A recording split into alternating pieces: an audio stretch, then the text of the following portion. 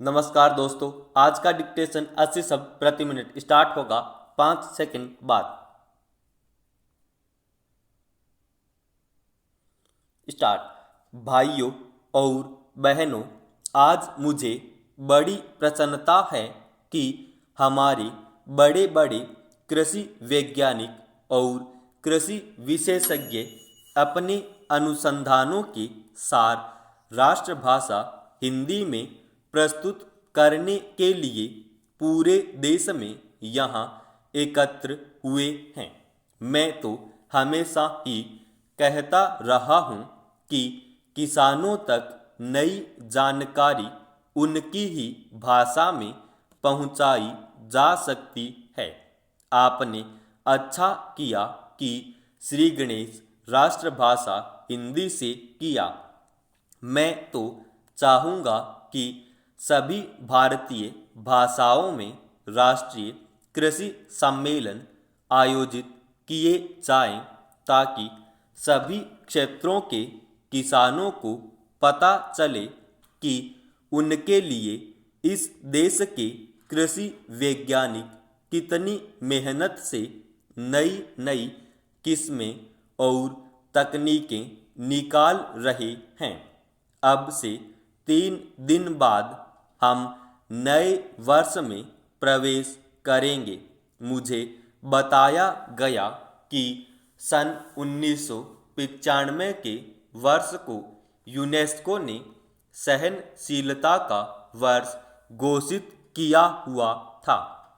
शायद भारत में इसके बारे में ज़्यादा चहल पहल या चर्चा नहीं हुई, क्योंकि भारत देश और भारतीय लोग तो हैं ही सहनशील, इसमें भी सबसे ज़्यादा सहनशील हैं किसान। आप खुद हिसाब लगा लो, हर तरह से भारत का किसान संसार का सबसे सहनशील प्राणी सिद्ध होगा। आजकल जाड़ा जोरों से पड़ना शुरू हो गया है, फिर भी उत्तर भारत का किसान शीत लहर की परवाह किए बिना आधी रात को उठकर अपने गेहूं के खेत में पानी लगा रहा है, क्योंकि बिजली कुछ घंटों के लिए आती है। किसान ठंड सहकर फसल उगाएगा और फसल पकते पकते गर्मियां शुरू हो जाएंगी, तो जेठ की तपती धूप में वह खेतों में कटाई व मुड़ाई का काम करेगा। यह जाड़ा पाला सहना और कड़ी गर्मी में पसीने से लथपथ होकर काम करते रहना, इतनी सहनशीलता बस किसान के बूते की है। फिर हिंदी बोलने वाला तो और भी ज़्यादा सहनशील है, हर हाल में जी रहा है। गेहूं चावल विदेशों में किस भाव बिकता है और हम उसे क्या भाव देते हैं। हर चीज़ के दाम आसमान पर पहुंच गए हैं। महंगाई इतनी बढ़ गई है, मगर किसान की मेहनत का पूरा मुआवजा देने में हम 10 बहाने बनाते हैं और किसान है कि बर्दाश्त कर रहा है।